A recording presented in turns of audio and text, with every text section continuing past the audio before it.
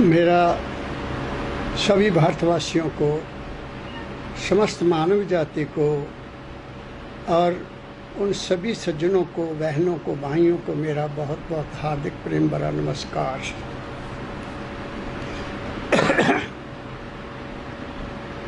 मैं जो बात कहता हूँ वो ज़िंदगी के अनुभव पर आधारित है और सतपुरुष के श्री चरणों में बैठकर जिस बात को मैंने समझा, सुना और अपनाया, उससे जो मुझे मिला वो मैं आपसे शेयर करता हूँ।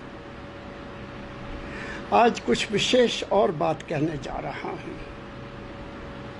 वो विशेष बात ये है कि हमने, दुनिया वालों ने, इजाद धर्म पर चलने वालों ने ज़िंदगी को सब कुछ समझा है। ज़िंदगी क्या है? ज़िंदगी शरीर, मन और आत्मा की मिलौनी है, ये ज़िंदगी है।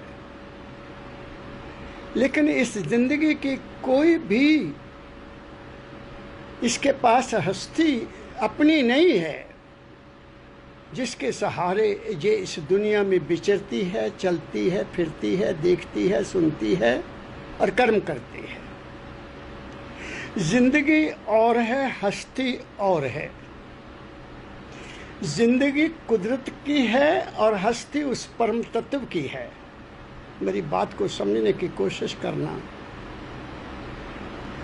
उस हस्ती के बगैर ये जिंदगी ऐसे है जैसे हाथ का नाखून जब हाथ से निकल जाता है तो उसको आप पसंद नहीं करते, फेंक देते हो, काटकर, नाखून काटकर फेंक देते हो ना। सिर पर जब तक बाल हैं हम कितनी इनकी देखभाल करते हैं, कितने शैम्पू लगाते हैं, कितने तेल लगाते हैं, लंबे हो जाए या काटकर उसकी सुंदरता और ज़्यादा बन जाए। लेकिन वही बाल तुम्हारे सिर का अगर तुम्हारी कहीं रोटी में आ जाए या कहीं दूध में गिर जाए या कहीं आपकी सब्जी में आ जाए तो फिर आप उस सब्जी के साथ क्या करते हो, दूध के साथ क्या करते हो या रोटी के साथ क्या व्यवहार करते हो?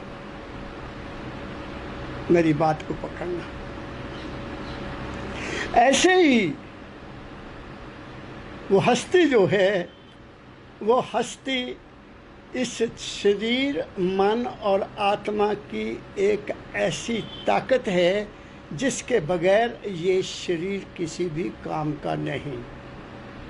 वो उतर गई तो शरीर गया। जैसे बाल चले गए तो वो गए, बाल तो गए लेकिन उनकी महत्व खत्म भी हो गया, महत्व भी खत्म हो गया। अब दुनिया कहती है, दुनिया में आम कहा जाता है कि भगवान हर जगह है। नहीं, ये गलत है। ईश्वर या परमात्मा या ओ माल के कुल मैं कहूँगा, ईश्वर तो हो सकता है जहाँ हो। ईश्वर कहते हैं शक्ति के मालिक को, परमात्मा कहते हैं आत्मा के मालिक को, वो पारब्रह्म है। और ईश्वर जो है वो इस जो प्रकृति की उत्पत्ति की शक्ति है उसको हम ईश्वर कहते हैं, जो उत्पत्ति करता है। क्या कह रहा हूँ मैं आप लोगों से? तो जो उत्पत्ति करने वाली शक्ति है वो भी तुम्हारे अंदर है, जो पालन करने वाली शक्ति वो भी तुम्हारे अंदर है, जो नाश करने वाली शक्ति वो भी तुम्हारे अंदर है। वो जो हस्ती है जिसके सहारे ये तीनों चल रहे हैं वो भी तुम्हारे अंदर है। लेकिन वो है कहाँ? पूर्ण नहीं है तुम्हारे अंदर। तुम वैसे पूर्ण हो, क्योंकि शास्त्र इंसान को पूर्ण कहते हैं, पूर्ण है ये।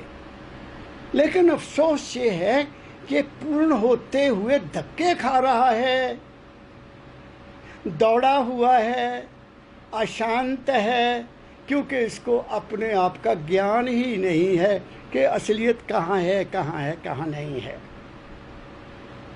और वो दौड़ा क्यों है? दौड़ा उसका कारण है, वो दौड़ा हुआ इसलिए है कि उस इंसान को, या जो भी प्राणी है, किसी भी धर्म को मानने वाला है, उसको उस परम तत्व, उस हस्ती जो उसके अपने अंदर है, उस पर विश्वास नहीं आया, उसको विश्वास नहीं है। वो उस हस्ती को कहीं दूसरी जगह देखता है कि वहाँ जाने से मेरा काम हो जाएगा, वहाँ जाने से मेरा काम हो जाएगा, ये करने से मेरा काम हो जाएगा, ये करने से मेरा काम हो जाएगा। इसलिए वो भटका हुआ है, भूला हुआ है। इसीलिए शास्त्रों ने, महापुरुषों ने कह दिया, जोगी ज्ञानी तपी तपस्वी इन सब चक्कर खाया। हाँ, इन सब चक्कर खाया, क्योंकि गुरु नहीं मिला, ज्ञान नहीं मिला, ज्ञान देने वाला नहीं मिला। क्या कह रहा हूं मैं आपको? इसलिए जब तक हमें ये पूर्ण रूप से विश्वास ना हो जाए कि ये जो शरीर है, ये प्रकृति का, इस प्रकृति के दिए हुए शरीर में जैसे इस ब्रह्मांड का कोई मालिक है, ये ब्रह्मांड यूं ही नहीं है, ये बेआसरा नहीं है, ये बेआधार नहीं है, इसके चलाने वाली भी कोई हस्ती है। उसको कर्ता पुरुष कहते हैं। वो कर्ता पुरुष भी कहीं से आया है। वो कर्ता पुरुष भी स्वयं स्वतंत्र नहीं है, उसका भी आधार है। वो आधार कहाँ है? उसको अकाल पुरुष कहा है श्री गुरु नानक देव जी महाराज ने। उसको संतों ने अनामी पुरुष कहा है। उसको दूसरे धर्म वालों ने खुदा कहा है, अल्लाह कहा है, गॉड कहा है। किसी कॉलेज में एक बच्चे ने मुझे पूछा, सर ये गॉड का एक्सप्लेनेशन क्या है? What is meant by God? God is 3 words, G-O-D। G for generation, पैदा करने वाला, O फॉर ऑपरेशन, चलाने वाला, और D फॉर डिस्ट्रॉइंग, खत्म करने वाला। तो ये तो सृष्टि है, वो सृष्टि से परे है। जैसे हमारे शरीर को चलायमान रखने वाली जो शक्ति है, उसको हम आत्मा कहते हैं। उसमें 5 तत्व पूर्ण हैं, उसमें 5 ज्ञान इंद्रियां पूर्ण हैं, उसमें 5 कर्म इंद्रियां पूर्ण हैं, उसमें मन, चित्त, बुद्ध, अहंकार भी है। ये 14 है। ये 14 लोक में मन प्रधान है। मन, इनमें सब जगह तुम्हारा मन काम करता है। जहाँ जहाँ मन जाएगा वहाँ वहाँ हरकत होनी शुरू हो जाएगी। जहाँ जहाँ मन जित्र जित्र मनो गच्छति तित्र तित्र समाधि नाम, ऐसा संस्कृत में कहा गया है। तो वो जो मालिक है, कुछ लोगों ने यहाँ तक भी कह दिया कि वो सब में है, उसकी अंश सब में है। लेकिन दाता दयाल जी महाराज, मेरे दादा गुरु महर्षि शिवव्रत लाल जी ने इस बात को किसी और ढंग से पेश किया, वो मैं आपको सुनाना चाहता हूँ कि वो जो मालिक है, जो हस्ती है, वो कहाँ है? वो हस्ती है तो सब में, लेकिन कहीं कहीं धुंधली पड़ गई हुई है। कैसे? तुम दिया जलाओ। मैं एक दफ़ा पहले भी आपको कहा था, बताया था कि आप 4 तरह के दिए जलाओ। एक में सरसों का तेल डाल दो, एक में मिट्टी का तेल डाल दो, एक में पेट्रोल डाल दो, और एक में डीजल डाल दो, और एक में स्पिरिट डाल दो। ये 5 चीज़ें तरल हैं जो जल सकती हैं। इनको सबको एट ए टाइम आप जला दो। आप सभी को देखो कि सबके ऊपर कौन कौन सा रंग आता है, उनके ऊपर धुआं कैसा निकलता है। मिट्टी के तेल पर धुआं और होगा, सरसों के तेल पर धुआं और तरह का होगा, पेट्रोल पर धुआं और कम होगा, डीजल पर धुआं और गहरा होगा, और जो स्पिरिट होगी बिल्कुल शुद्ध हो जो है उस पर धुआं होता ही नहीं है। ऐसे ही हमारे अंदर ज्योति तो है, जिसका वर्णन हमारे गायत्री मंत्र में बहुत विशेष रूप से कहा गया है। वो क्या कहते हैं? ओम ओम भूर्भुवः स्वः जना तपा मा, ऐसा कहा के बाद और सत्यम कहा आगे जाकर। और फिर लिखा, मेरी संस्कृत नहीं आती, अफसोस है। आगे कहा कि जो हमारे अंदर वो ज्योति स्वरूप है उसके दर्शन करो, उसके दर्शन करो। क्या कोई करता है? अरे जहाँ तक श्री गुरु गोबिंद सिंह साहब जी महाराज ने भी एक, मैं जब पढ़ाता था पंजाब का इतिहास तो वहाँ मैंने पढ़ा, जागत जोत जपै निस्वासर। हा।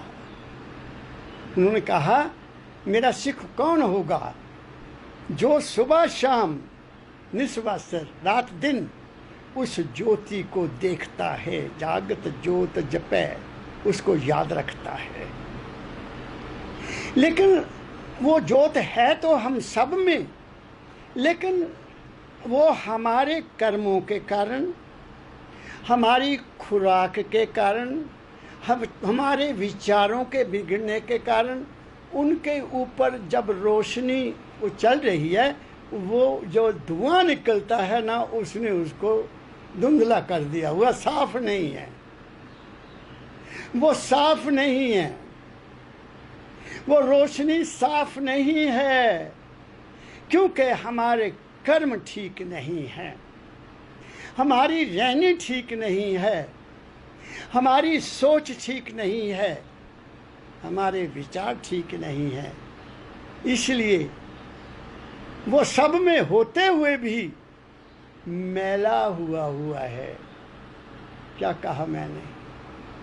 दाता दयाल जी महाराज का आपको शब्द सुना देता हूँ, वो क्या कहते हैं। वो बहुत सुंदर लिखते हैं, मैं कभी कभी गाया करता था इसको, आज भी आपको मैं अपने ख्याल से जैसा भी पेश कर सकता हूँ मैं करने की कोशिश करता हूँ। वो कहते हैं, मालिक के कुल के रूप में गुरु मालिक के कुल के रूप में होता है।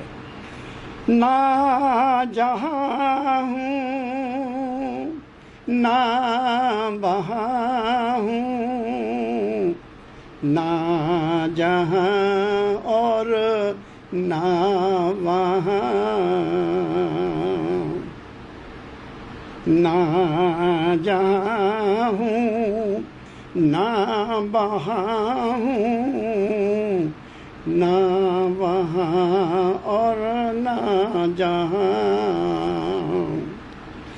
ढूंढ ले जाता है क्यों,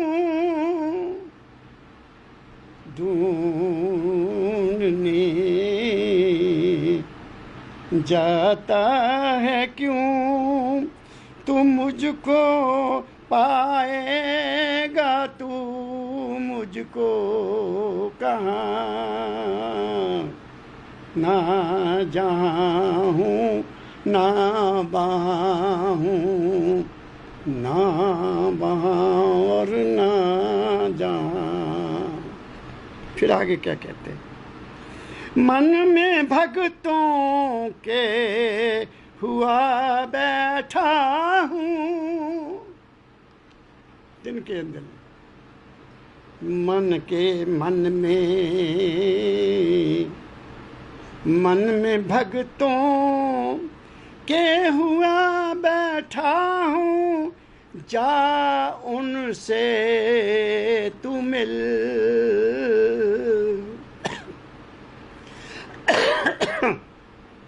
वे बतावेंगे वे बतावेंगे बतावेंगे मैं रहता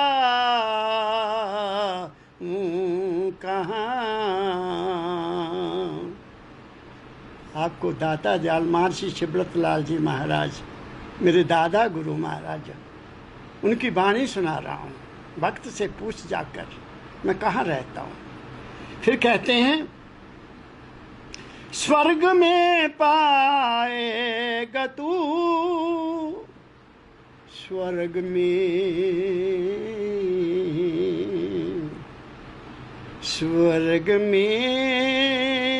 पाएगा तू, किसको वहाँ है क्या धरा।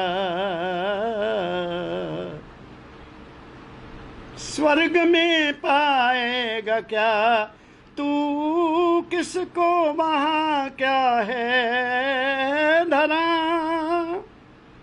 मैं कहीं आता न जाता हूँ, जहाँ का हूँ तहाँ। I am stable. मैं कहीं आता न जाता हूँ, जहाँ का हूँ तहाँ। आगे कहते मैं कहाँ हूँ। ज्ञान में हूँ, ध्यान में हूँ, ज्ञान में हूँ, ध्यान में हूँ, क्षमा और शील में। सुन लो क्या कहते हैं दाता दयाल जी। कहाँ हैं? जिसको ज्ञान है उसको पता है, जो ध्यान करता है उसको पता है, जिसके दिल में रहम है उसको पता है, जो दयावान है उसको पता है, और किसी को पता नहीं है। असद श्री गुरु अर्जन देव जी महाराज जी ने एक बहुत अच्छी वाणी लिखी है, सुखमनी साहब। उसकी कुछ लाइनें मेरे सतगुरु परम दयाल जी महाराज सुनाया करते थे हमें। वो कहते थे, वो क्या है? सतपुरुष जिन विवेकया, सतपुरुष जिन विवेकया, सतगुरु तिसका नाम, ताके संग शिष्य उबरे, नानक हरि गुण गान। पकड़ो कितनी बड़ी बात कही है श्री गुरु अर्जन देव जी महाराज ने। जो गुरबाणी को पढ़ते हैं उनको मैं संबोधित कर रहा हूं। सतपुरुष जिन विवेकिया, सतगुरु तिसका नाम, ताके संग शिष्य उबरे, नानक हरि गुण गान। आगे क्या कहते हैं? जीवा एक उस्तत अनेक, सतपुरुष है पूर्ण विवेक ज्ञान। इसलिए गुरु कौन है? गुरु इंसान नहीं है, हम भूल गए। गुरु ज्ञान है। और श्री गुरु ग्रंथ साहब जी महाराज तो ज्ञान का सागर है। हम उसमें से मोती लेना नहीं जानते। हमने केवल और ढंग से उनको माना। उन्होंने ठीक लिखा, जिन्होंने भी कहा था, सब सिखन को हुक्म है, गुरु मान्यो ग्रंथ। ये प्रगट गुना की देह, गुरु की देह फिर क्या हुई? बाणी। बाणी गुरु, गुरु है बाणी, बिच बाणी अमृत सारे। आहा, उसको पकड़ा नहीं। और फिर उस बाणी को कैसे हमने लेना है? जे को खावे, जे को पुंचे, तिसका होवे सब आधारो। क्या मतलब इसका? मुझे नहीं पता। मैं जो समझता हूँ वो कहता हूँ। हो सकता है मैं गलत हूँ, मेरी को माफ करना। जो खाता है अच्छा भोजन वो पच जाए तो शरीर तंदुरुस्त हो जाता है। ऐसे उस वाणी को अपने अंदर लेना है, उसके ऊपर चलना है, और चलने के बाद क्या रंग आता है इसको दुनिया ने समझने की कोशिश नहीं की है। मेरे प्यारेओ, हर संत हमर पहुंच यही गीत गाता है। संतों में कोई भेदभाव नहीं है। यहाँ भेदभाव है वहां संतपना है ही नहीं। क्या कहा मैंने? संत तो रहने वाला ही पार ब्रह्म का होता है, और जो परम संत होता है वो शब्द ब्रह्म में रहता है। ना संत में कोई भेदभाव होता है, और जो परम संत होता है उसके लिए तो ये दुनिया एक तमाशा बन के रह जाती है, स्वप्न हो जाता है उसके लिए, और कुछ भी नहीं है। इसलिए तुम दाता दयाल क्या कह रहे हैं? मेरे दाता क्या कह रहे हैं? जिसमें दया नहीं है, जिसमें किसी को माफ करने की ताकत नहीं है, जिसमें क्रोध है, जिसमें ईर्ष्या है, जिसमें द्वेष है, जिसमें नफरत है, जिसमें मेरा तेरा पना है, वो हस्ती वहाँ है तो सही, लेकिन वो धुएं के साथ जो अंदर धुआं बना हुआ है उसके साथ उसकी रोशनी डिम पड़ी हुई है, इसलिए वो बुरे कर्म कर रहा है। मैं उसके लिए बेनती करता हूँ उस माल के कुल के आगे कि उनका भी हृदय शुद्ध हो जाए, वो भी ये जुल्म करना छोड़ दें, क्योंकि उनको ज्ञान नहीं है कि जो मैं कर रहा हूँ यही मुझे भोगना पड़ेगा, यही भोगना पड़ेगा। राजा दशरथ की कथा आपने सुनी। दुनिया कहानी बनाती बड़ा कुछ लिखती है, पता नहीं क्या लिखती है। जो मैंने बुजुर्गों से सुना कि राजा दशरथ अपने पुत्र के वियोग में क्यों मरा। जब राम जी चले गए वनवास तो उनको वियोग हो गया और प्राण त्याग दिए, क्योंकि वो शिकार खेलते थे, ऐसा कहा गया है। तो उनको शब्द भेदी बाण मारने का पता था। तो कहीं श्रवण, जिसका नाम श्रवण था, जो माता पिता को तीर्थों की यात्रा कराने के लिए बैंगी पर डालकर यात्रा पर निकला हुआ था, बहुत भगत था अपने माता पिता का। उनको माता को आगे पीछे बिठा लिया और यहाँ डाल लिया और चला हुआ है। कहीं उनको प्यास लगी, कहीं उनको प्यास लगी तो कहा बेटा प्यास लगी, अच्छा माता मैं यहाँ रख के पानी लेने जाता हूँ, शाम का शायद समय होगा।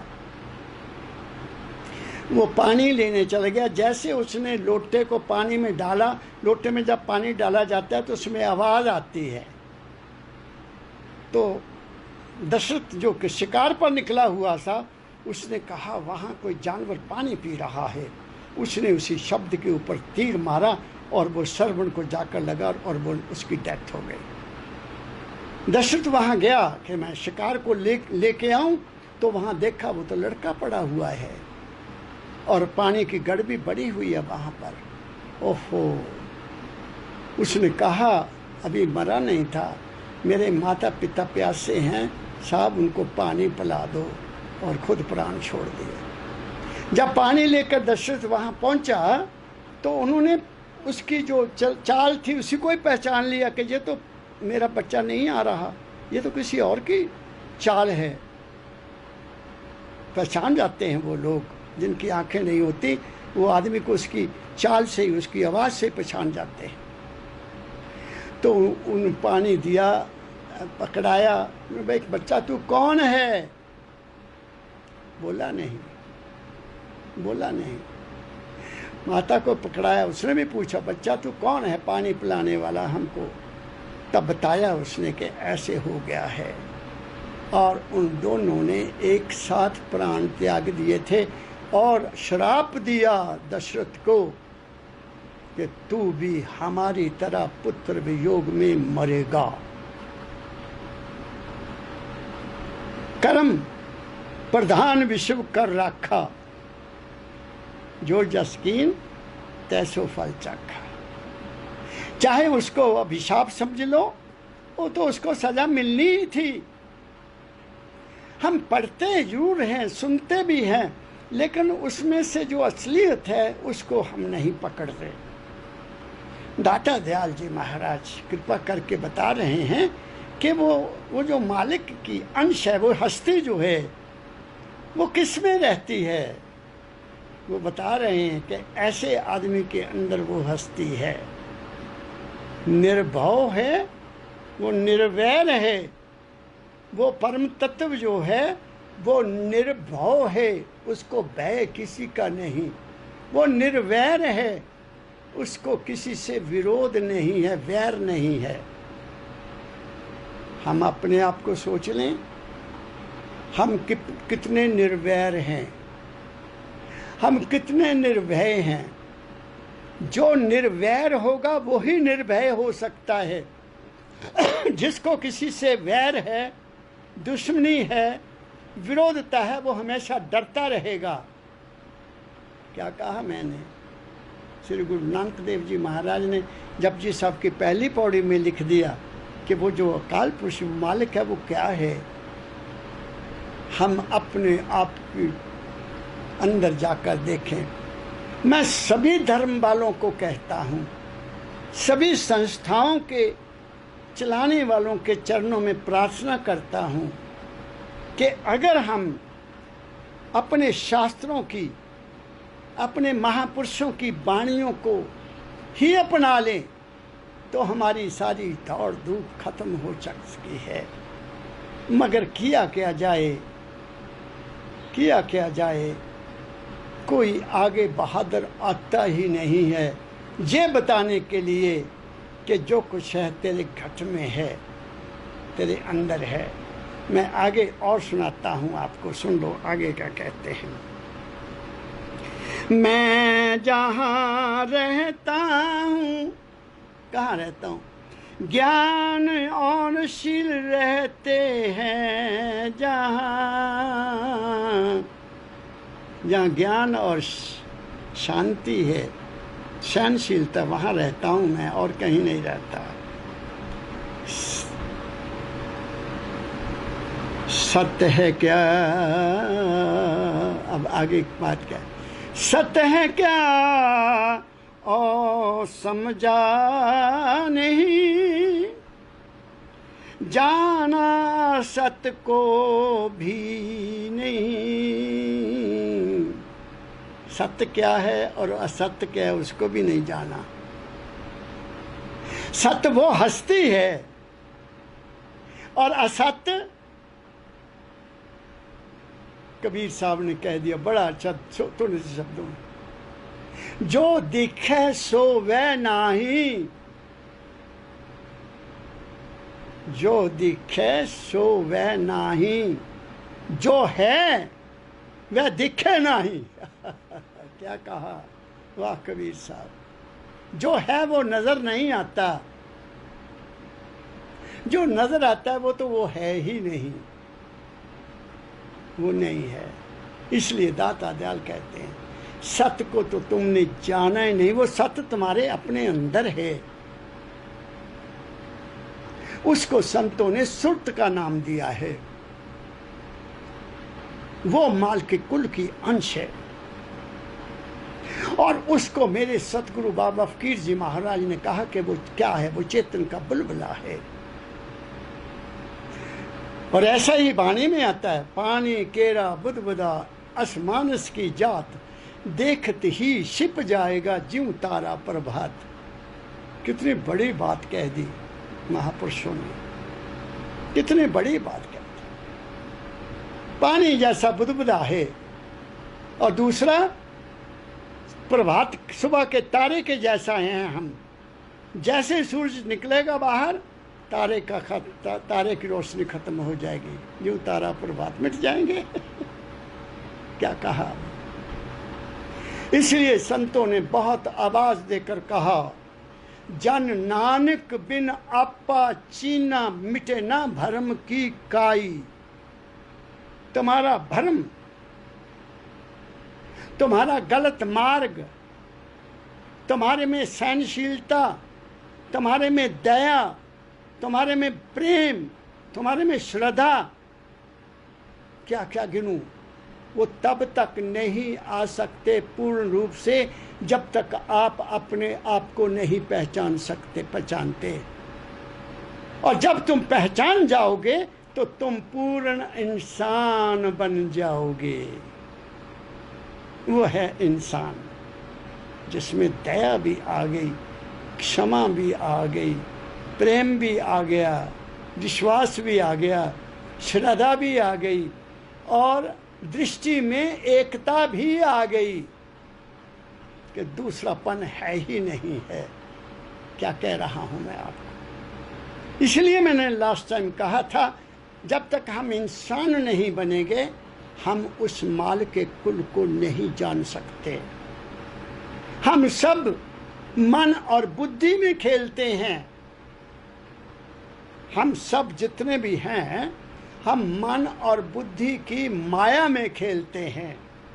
माया छाया है और छाया में सुख मिलता है और कुछ भी नहीं, शांति नहीं मिलती। शांति तो वहां है, कहाँ? स्पिरिचुअलिटी स्टार्ट्स, मेरे सदगुरु बाबा फकीर जी महाराज ने बताया, spirituality starts where intellect ends. जहां हमारी इंटेलेक्ट, हमारी बुद्धि, हमारी समझ, हमारे मन की ज्ञान, हमारे मन की बुद्धि जो है वो जहाँ ख़त्म हो जाती है, उसके आगे जाकर वो कहीं आपको जो हमारी रूहानियत है उसका पता लगेगा। तो इसलिए पहले सोचो हम कहाँ खड़े हैं। दाता दयाल ने तभी तो लिख दिया, ना सत्य को जाना ना असत्य को जाना। फिर वो आगे लिख देते हैं आखिरी में सुनवाई में, राधा स्वामी मत को समझो। दुनिया ने राधा स्वामी मत को नहीं समझा। राधा स्वामी मत को समझो, खो गई बुद्धि कहाँ। राधा स्वामी कोई इंसान नहीं है, कोई मूर्ति नहीं है, कोई देवता नहीं है, कोई देवी नहीं है। राधा आद सुरत का नाम, स्वामी आद शब्द पहचान। तुम्हारी सुरत जो है, जो शरीर मन और आत्मा से परे है, वो तुम्हारी हस्ती है। और उसका स्वामी कौन है? शब्द। यही तो गुरबाणी में भी कहा गया है, जैसे कैसे रहना जिंदगी में, जैसे जल में कमल निरालम, मुर्गाबी निशानिये। मुर्गाबी एक जानवर होता है, वो भी पानी में रहता है लेकिन उड़ जाता है, उस पर पानी का असर नहीं होता। ऐसे कमल का फूल पानी में होता है लेकिन उसके पत्ते कभी पानी लगता ही नहीं है। ऐसे जिंदगी में जीना है। जैसे जल में कमल निरालम, मुर्गाबी निशानिये, सुरत शब्द भवसागर तरिए, नानक नाम बखानिए। आहा वाह वाले सतगुरु साहिबान, कौन समझे इस बात को, कौन चलता है इस बात को। तो ये बात है, वो यही बात दाता दयाल जी महाराज कह रहे हैं कि तुमने ना राधा को देखा ना स्वामी को देखा, ऐसे जीवन सारा बर्बाद कर दिया रे। तुम उसको अलग समझते हो, वो न पुरुष है न नारी है, वो दोनों तुम्हारे अंदर हैं। मन की आवाज़ें और हैं, आत्मा की आवाज़ें और हैं। जैसा जैसा तुम्हारा शरीर बना हुआ है, जैसा जैसा प्रकृति ने तुम्हें सजाया हुआ है, उसके मुताबिक तुम्हारे अंदर हर चीज़ विराजमान है। अब तुमने खोज उसकी करनी है, तुमने करनी है। और तुम्हारी खोज न जाने दुनिया में किसके पीछे लगे हुए हो आप, मैं नहीं जानता। जो दुनिया में तुम्हें दाता ने, उस परम तत्व ने, हमारे मालिक ने जो कर्म करने का ड्यूटी दी है, वो कर्म आप करिए, उस कर्म को करिए, कोई नहीं रोकता, लेकिन दिल से करिए, ईमानदारी से करिए, साफ मन के साथ करिए, स्वार्थ को एक तरफ रख के करिए। तुम्हारा कर्म बिल्कुल निष्पक्ष होगा, निस्वार्थ होगा, और तुम्हारे गले की फांसी वो नहीं बनेगा। हमारे गले की फांसी कौन सा कर्म बनता है? जहां हमारे अंदर स्वार्थ है। इसलिए परमदयाल जी महाराज हमेशा कहा करते थे, जो भी काम करो निस्वार्थ होकर करो, निर्लेप होकर करो, वो तुम्हारा नहीं बनेगा। तुम्हारा कर्म वो ही बनेगा जो तुम स्वार्थ लेकर करोगे, वो तुम्हारे हिस्से में लिख दिया जाएगा। चंगे आइयां बुरे आइयां, बाचे धर्म हदूर, करनी आपो अपनी के नेड़े के दूर, जिन्नी नाम ते आया गए मशक्कत काल, नानक थे मुख उजले केती छुट्टी नाल। क्या कहा मैंने? तो मैं महापुरुषों की बात से ही तुम्हें समझाने का प्रयास कर रहा हूं, मेरे सज्जनों, मेरे मित्रों, मेरे प्यारेओं। मेरा कोई मिशन और नहीं है। मेरा मिशन केवल ये है कि जो भी प्राणी, जो भी सज्जन, को भी बहन, जो भी बेटा मेरी इस वाणी को सुन रहा है, वो ठीक रास्ते पर आ जाए, अपने जीवन को बना ले। सारी दुनिया को समझाने का मेरा कोई ठेका नहीं है। मैं कॉलेज में भी यही कहा करता था, बच्चों, जो एक कॉलेज में एक ट्यूटोरियल ग्रुप होता था, ट्यूटोरियल ग्रुप। अब तो सब कुछ बदल गया। हर टीचर को सभी क्लासेस के सिलेक्टेड बच्चे दिए जाते थे। साइंस के आर्ट्स में, आर्ट्स के भी, आर्ट्स के कॉमर्स में, कॉमर्स के साइंस में, ऐसे एक ग्रुप बना दिया जाता था। 20-20 जितनी स्ट्रेंथ होती थी कॉलेज की, वो सारी स्ट्रेंथ को टीचर्स में बांट दिए जाते थे। और हफ्ते में एक पीरियड होता था हर टीचर के लिए, उसको ट्यूटोरियल ग्रुप कहते थे, जहाँ सभी क्लासों के बच्चे एक टीचर की क्लास में आते थे, हाजिरी लगती थी बकायदा। उसमें हमें जनरल बात करने का अधिकार होता था, बच्चों को कि खास खास बातें करने का अधिकार होता था, उनका मार्गदर्शन करने का हमें अधिकार होता था। कि हमारे टीचिंग जो हम किताबों की शिक्षा को देते हैं, साइंस की शिक्षा देते हैं, इतिहास की शिक्षा देते हैं, कॉमर्स की शिक्षा देते हैं, फिज़िक्स की, केमिस्ट्री की शिक्षा देते हैं, उसके अलावा अगर हम कुछ उनको और बता सकें, कैरेक्टर के बारे में बता सकें, जीवन में रहने का कोई रहस्य बता सकें, तो वो हमें उनको बताना होता था। तो मेरी आदत होती थी कि मैं बच्चों में ऐसे ही विचार दिया करता था जो मेरे सतगुरु के चरणों में बैठकर मुझे प्राप्त होते थे। और मैं आपको बताऊं, बहुत से बच्चे मुझे बाद में ऐसे मिले जो मेरे स्टूडेंट नहीं थे, लेकिन मेरे ट्यूटोरियल ग्रुप में आया करते थे। तो मैं यहाँ ऊना से हमीरपुर में एक शादी में गया। अपने मेरा कोई दोस्त था, उसके लड़के की शादी थी। तो वहाँ खड़े हैं, मैं भी कुछ लोगों के साथ खड़ा हूँ, बातें कर रहा हूँ, अपने अपने पुराने मित्रों को मिल रहे हैं, बातें हो रही हैं। तो एक लड़का दूर खड़ा मुझे देखता रहा। मैं आपको एक बात सच्ची बता रहा हूँ। काफ़ी देर के बाद जब उसने मेरी आवाज़ को भी सुन लिया, पहचान लिया कि ये तो प्रोफेसर कमल लगते हैं, और मैंने उसको रामपुर विशाल कॉलेज में उसके ट्यूटोरियल ग्रुप में पढ़ाया था। वो आया और उसने मेरे पाँव को छुआ, हाथ जोड़ कर खड़ा हो गया। मैं कहा, बेटा, मैंने पुत्र आपको पहचाना नहीं। कहता, सर मैंने आपको पहचान लिया। आपने जो बात हमें ट्यूटोरियल ग्रुप ने कही थी, वो मैंने उसी वक्त पकड़ ली थी, उस पर मैं चला, और आज मैं डॉक्टर हूँ सर, आपकी कृपा से मैं डॉक्टर बन गया। उसने एक बात को पकड़ लिया। कौन सी बात कही? नौजवानों को कह रहा हूं, if wealth is lost, nothing is lost. If health is lost, something is lost. And if character is lost, everything is lost.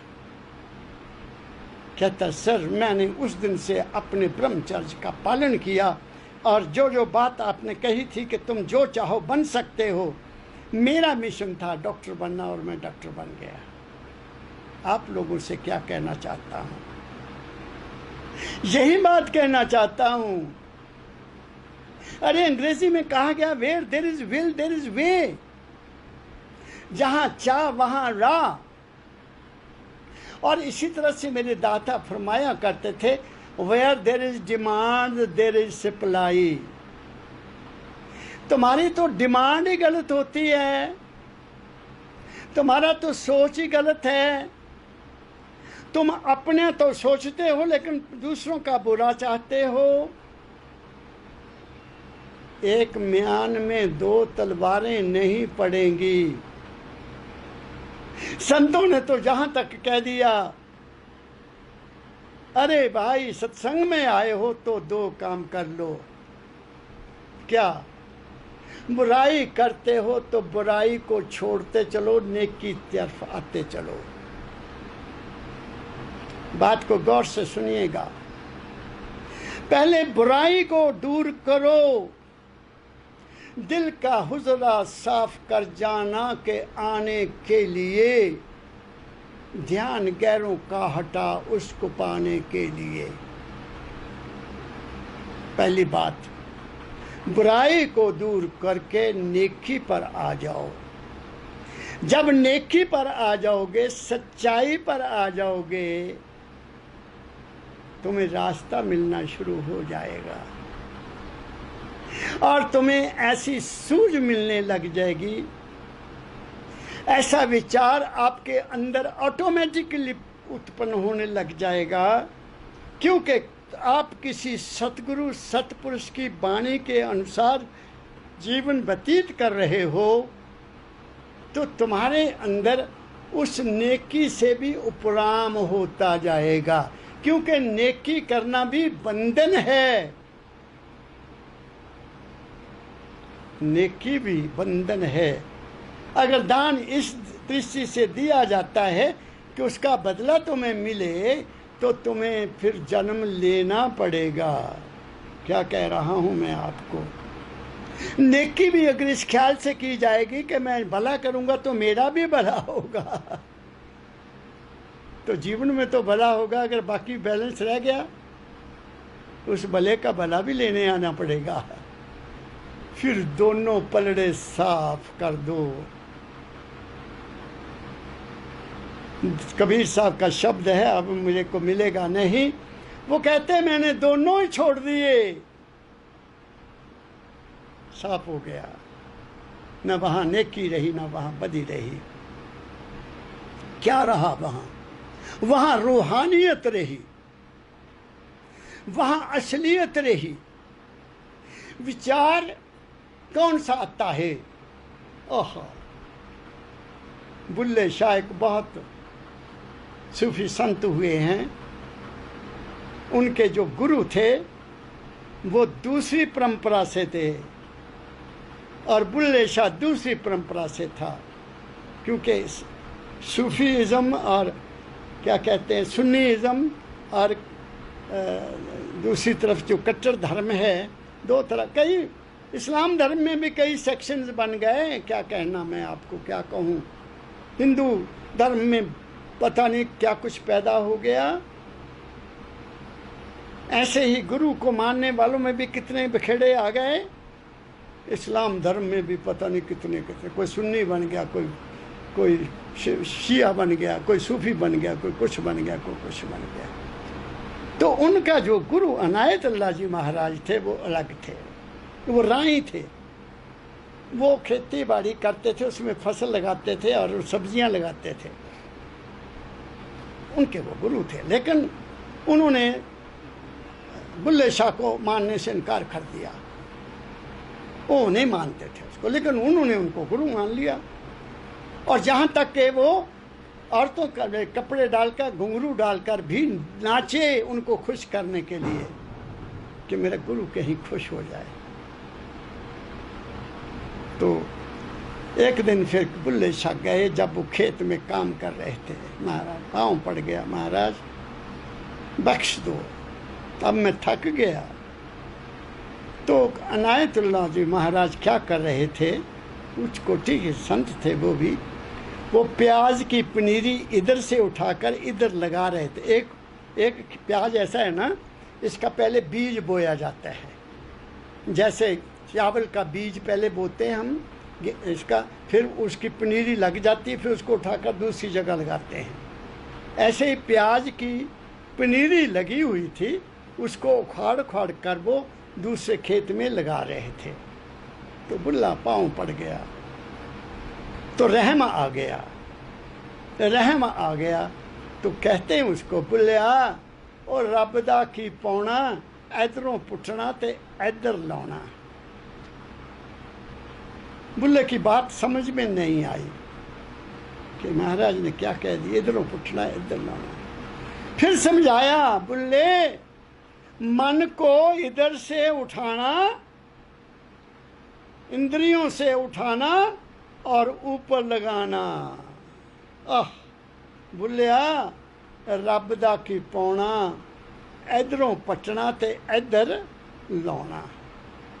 दाता दयाल जी महाराज ने इसी के बारे में लिखा है, तुम उल्ट चलो आसमान नीचे क्यों रहना।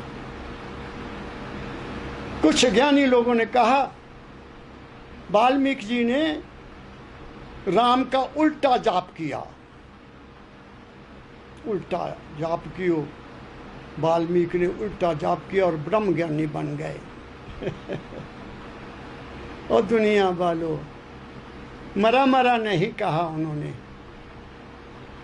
और जो उनका राम था उसका भी दुनिया को पता नहीं है, वो जहां से ऊपर को जपा जाता है।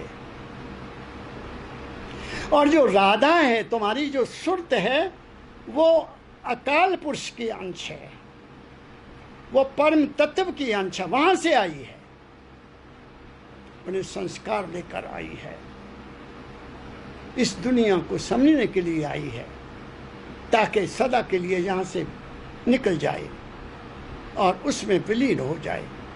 वो धारा के रूप में आई, और जब हम उसको उल्टा करेंगे तो राधा बन जाएगी, धारा को राधा बन जाएगी।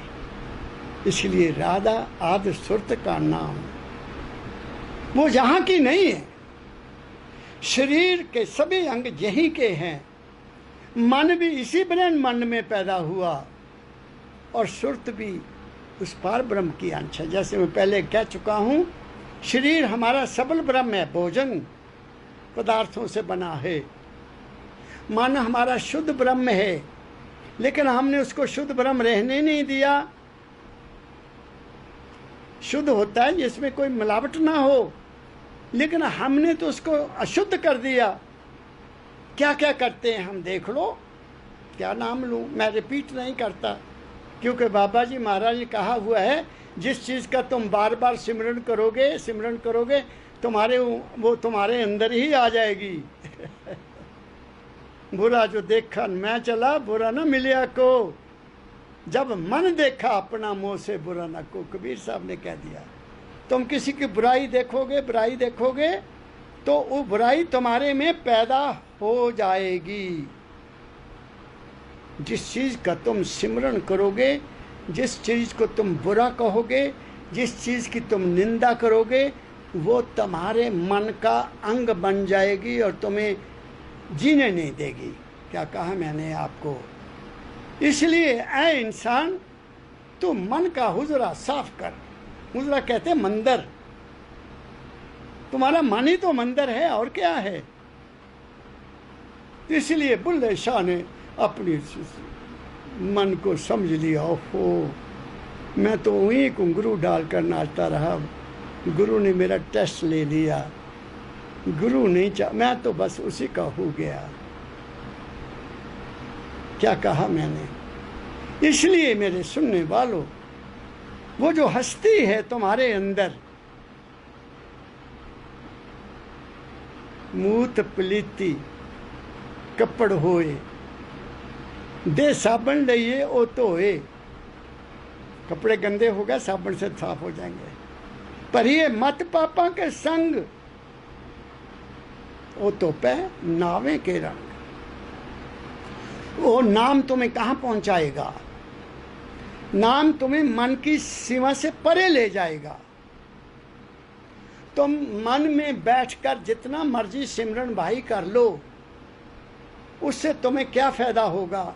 एक फायदा होगा कि अगर तुम्हारा मन लग गया सिमरन में, तो तुम्हारे अच्छे और बुरे विचार, सुख देने वाले और दुख देने वाले विचार खत्म हो जाएंगे। तुम स्टिल हो जाओगे, ठहर जाओगे, तुम्हें अंदर में एक मानसिक शांति मिलेगी। इससे ज़्यादा कुछ भी नहीं है। एक बात। दूसरा, सिमरन किसी मिशन को लेकर करना चाहिए। क्यों करना चाहिए सिमरन? पहले तो बात ये है, तुम नाम लेते हो, कभी सोचा कि मैं नाम क्यों लेने लग जगा हूं? मेरा नाम लेने का मकसद जिंदगी क्या है? नाम कोई गाजर मूली है? तुम्हें नाम मिल गया, तुमने नाम के साथ क्या किया?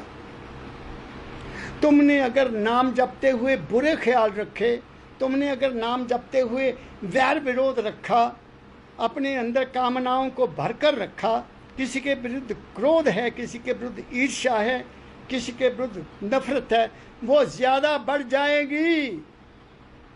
तुम पहले से भी बर्बाद हो जाओगे। इसलिए मैंने कई लोगों को देखा जो नामधारी हैं, उनकी ज़िंदगी उनसे भी घटिया है जिन्होंने नामदान नहीं लिया हुआ है। क्या कह रहा हूँ मैं थोड़े कड़वे शब्द बोल रहा हूँ।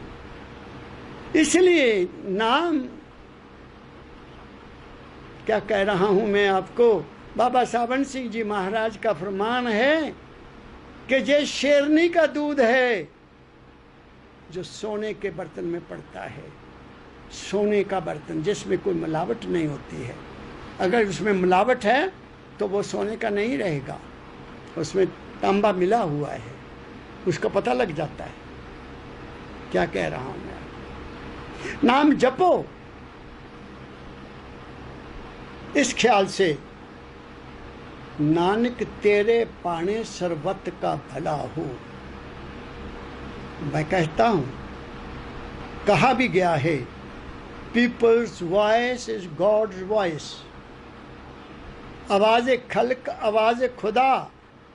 अगर दुनिया की आवाज़ एक हो जाए, मेरे भारतवासियों की खास तौर पर मैं कहता हूँ, क्योंकि हम धर्मावलंबी हैं, धर्म को मानने वाले हैं, चाहे कोई किसी को मान रहा है, चाहे कोई किसी को मान रहा है, लेकिन है तो किसी उसूल को मानने वाले कि वो मालिक है। अगर हम सभी एक समय में सारी मानव जाति के लिए प्रार्थना करें और सच्चे हृदय से करें, ब्रह्मांड हिल जाएगा और बड़ी से बड़ी आफत भी टल सकती है। ये मेरा अनुभव है। मगर हम उस लेवल में हैं नहीं, उस लेवल में है नहीं। क्यों? उसका कारण है, संत इस बात को जानते हैं, होई है वही जो राम रचि रखा। कुदरत के नियम को, कुदरत के कर्म को, कुदरत की चाल को कोई संत बदलना नहीं चाहता, क्योंकि जो होना है वो कुदरत का एक नियम है।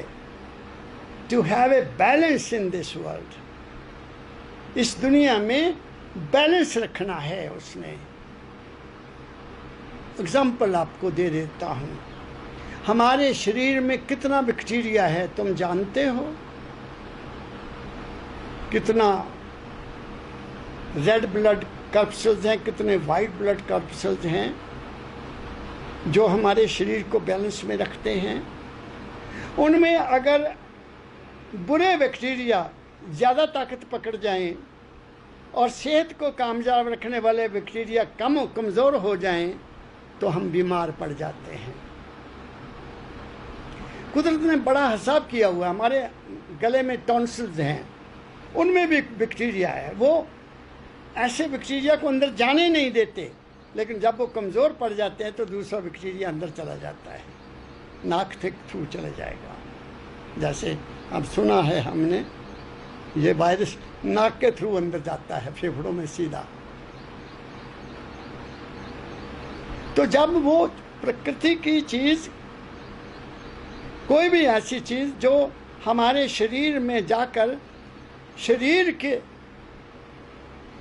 की रक्षा नहीं करती, शरीर के विरोध में काम करती, तो फिर हम क्या करते हैं? हम फिर दवाई लेते हैं, हम फिर मेडिसिन लेते हैं ताकि वो कीड़ियाँ मर जाएं और ये शरीर सेहतमंद रहे। ये शरीर सेहतमंद, ये ब्रह्मांड है, ये हमारा ब्रह्मांड है।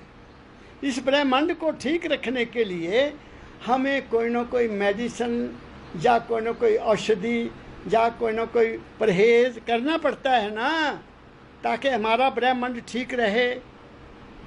तो ये जो ब्रह्मांड है ये भी कुदरत का ब्रह्मांड है। इस सारे ब्रह्मांड में हम क्या हैं? हम बैक्टीरिया हैं। मेरी बात को पकड़ने की कोशिश करना। हम सब बैक्टीरिया हैं, और ये बैक्टीरिया जैसे हमारे शरीर में अच्छे बुरे हैं, ऐसे ही अच्छे बुरे इस ब्रह्मांड में भी हैं। तो जब बुरे बैक्टीरिया ज़्यादा ताकतवर हो जाते हैं तो कुदरत कोई ना कोई ऐसी आफत लाती है ताकि वो बैक्टीरिया जो इस ब्रह्मांड को ख़राब कर रहे हैं वो नाश हो जाए और इस ब्रह्मांड का बैलेंस बना रहे। क्या कहा मैंने? आओ हम सब अच्छे कीटाणु बने, अच्छे मानव बने, अच्छे इंसान बने, ताकि ये जो धरती माँ है हमारी, इसमें हलचल ना होने पाए। ये जो वायुमंडल है ये गंदा ना होने पाए। क्या कहा मैंने? इसलिए संतों ने क्या कहा? संतों ने कहा कि देख इंसान, तू सारी दुनिया को ठीक नहीं कर सकता, तू अपने आप को ठीक कर ले, अपने आप को ठीक कर ले। एक ही साधे सब सदे, सब साधे सब जाए। तुम अपने आप को साध लो या एक को मानो। सबको मानने की जरूरत नहीं है, लेकिन हमारे तो हिंदुस्तान में न जाने कितने हमारे बने हुए हैं तीर्थ स्थान हैं। क्या कहूँ उनके बारे में? तुम्हारी आस्था है भाई, जैसे तुम्हारा जीवन चाहता है। और मैंने जाने ना जाने मैंने कितने जन्म लिए होंगे सतगुरु बाबा फकीर के चरणों में आने से पहले। शायद मैंने भी ये सभी पापड़ बेले होंगे, मैंने भी शायद घंटियाँ बजाई होंगी, मैंने भी शायद तीर्थ स्थान किए होंगे, ना जाने काहे काहे की पूजा की होगी। अल्टीमेटली मेरी फरियाद सुन ली उस अकाल पुरुष ने, और एक सतपुरुष के चरणों में मुझे स्थान मिल गया, और मैं ये सारी बातें आपको कहने के काबिल बना। ना मैं संत हूँ, ना महात्मा हूँ, ना गुरु हूँ, ना कुछ हूँ। मैं यहाँ तक कह देता हूँ, तुम सब मेरे सतगुरु के प्यारे हो, तुम मेरे अकाल पुरुष के बालक हो। इसलिए मेरा आप सबके प्रति हित है, प्रेम है। मैं चाहता हूँ तुम सब सुखी हो, तुम्हें कोई शारीरिक और मानसिक और आध्यात्मिक दुख ना हो। आप सभी सुख रहो, प्रेम से जियो, भाई बहनों की तरह जियो, तुम्हें हर सुख समृद्धि मिले। इन्हीं शब्दों के साथ आप सबको मेरा बहुत बहुत हार्दिक प्रेम भरा राधा स्वामी, सत श्री अकाल, राम राम, हरे कृष्ण और सलाम अलैकुम। राधा स्वामी।